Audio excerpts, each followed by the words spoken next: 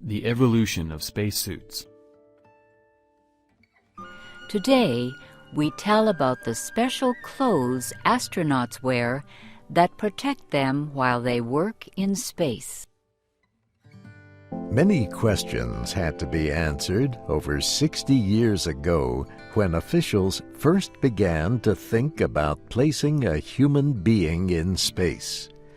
One of the most important was how to design the special clothing needed to protect a person from the dangers of the space environment. A person cannot work in the extremes of space without many different kinds of protection. The cold of space will freeze skin in a short time. The fierce heat of the sun can cause severe burns. The lack of atmosphere can cause gases and fluids in the body to expand and even burst. And with no oxygen to breathe, a human being will die in only a few moments. Any of these extreme conditions would mean a quick death for someone who did not wear special protective clothing. Ultraviolet radiation from the sun is another environmental risk in space. So is damage from small pieces of rock and objects like meteoroids. When humans explore and do useful work in space, they must take their natural environment with them. The American Space Agency, NASA, provides astronauts with a number of things that work together to create a protective environment. An astronaut who does work outside the space shuttle usually is wearing more than 17 pieces of protective equipment. The atmosphere is about 20% oxygen and 80% nitrogen from Earth's surface to where space begins at 120 kilometers up. Yet, up at about 5,400 meters, the air pressure is only about half of what it is on the ground. At about 19,000 meters, the air is so thin and the amount of oxygen so small that a person needs a lot of special equipment to survive.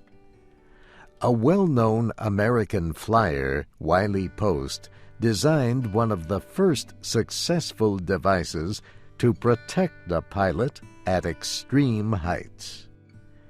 In 1933, he developed protective clothing that made it possible for him to fly very high. Today, aircraft are designed to prevent air pressure changes at extreme heights, but this was not yet possible in 1933. Wiley Post made this protective clothing with the help of the Phillips Petroleum Company and the B.F. Goodrich Company. It appeared to be something a person would wear to stay underwater for long periods of time. A large device that looked like a can surrounded the pilot's head. A small window in the front permitted him to see. Wiley Post's protective clothing was made of rubber. It could hold oxygen and provide the needed air pressure to protect his body from the lack of pressure at extreme heights. This protective suit was only used a few times, but it permitted Mr. Post to fly as high as 15,000 meters. That was higher than any person had ever flown. Mr. Post did not know it, but he had designed the first real spacesuit.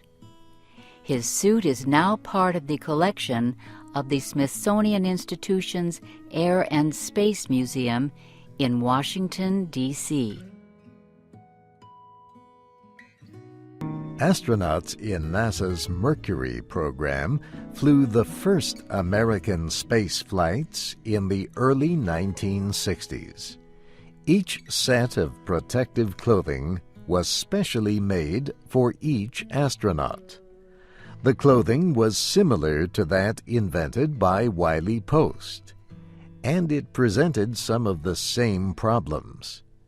When air pressure filled the early spacesuit, astronauts found it difficult to move their arms or legs.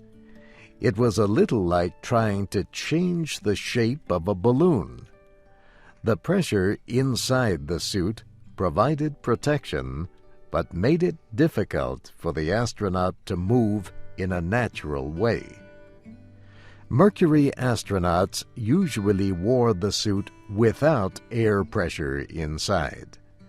The Mercury spacecraft had the needed atmospheric pressure to keep the astronauts safe.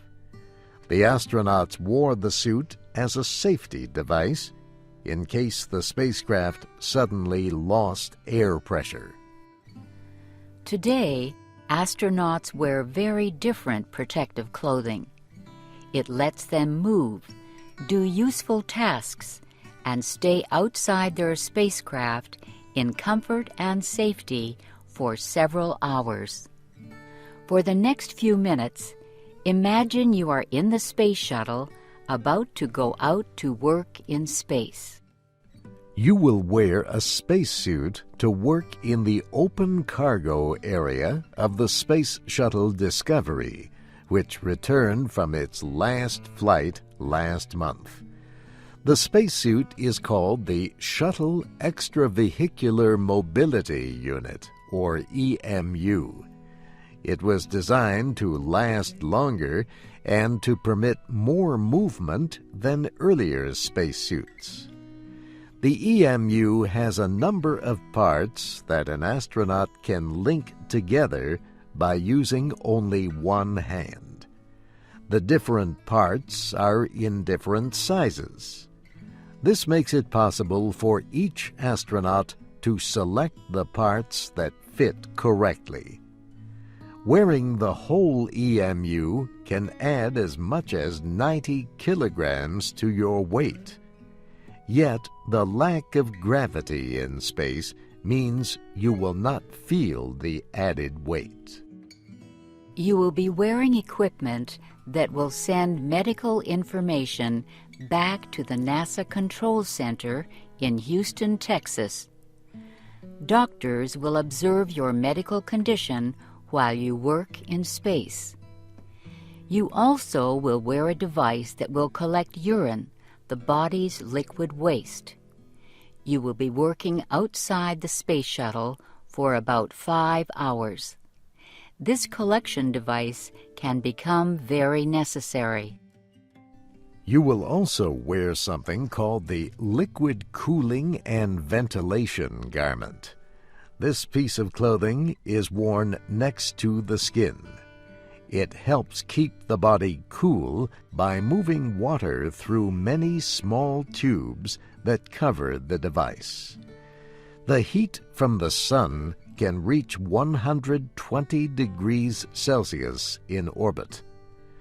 The material of the spacesuit helps protect against this heat. The liquid cooling device also works to keep your body from becoming too hot. You will also put on a container that holds water to drink. A small tube stays near your mouth so you can drink water during your stay in space. A special hat on your head is made of soft cloth.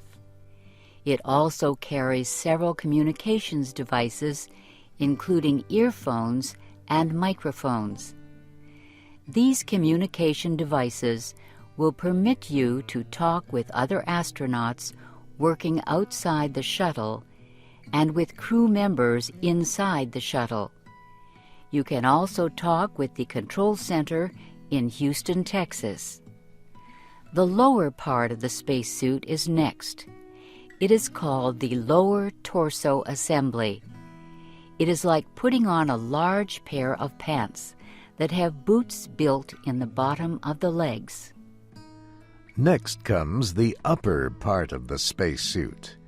It is made of a hard, plastic-like material. To put it on, you must hold your arms over your head and rise up into the upper part of the suit. The upper part of the suit also holds the primary life support system. The life support system supplies the oxygen needed for breathing and the air pressure necessary to protect your body. The upper part of the spacesuit also carries an emergency oxygen system in case the first system fails. An important part of your spacesuit is the control module. It lets you observe and control your oxygen system.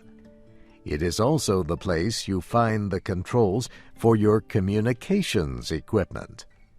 And it tells you if you are having a problem with any of the spacesuit's devices.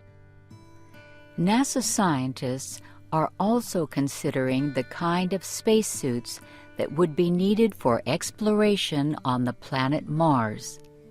Because of the gravity on Mars, spacesuits may have to be designed to be lighter than suits used in orbit or on the Moon. The equipment may also have to protect astronauts from dust carried in the winds on Mars.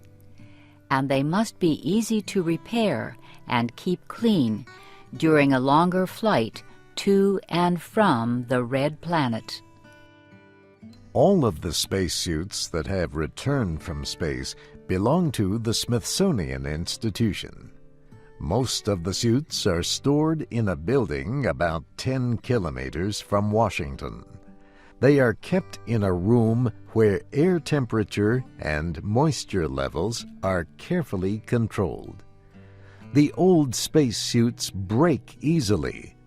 They were designed to protect the astronaut, and how they would last after a space operation was not a big consideration.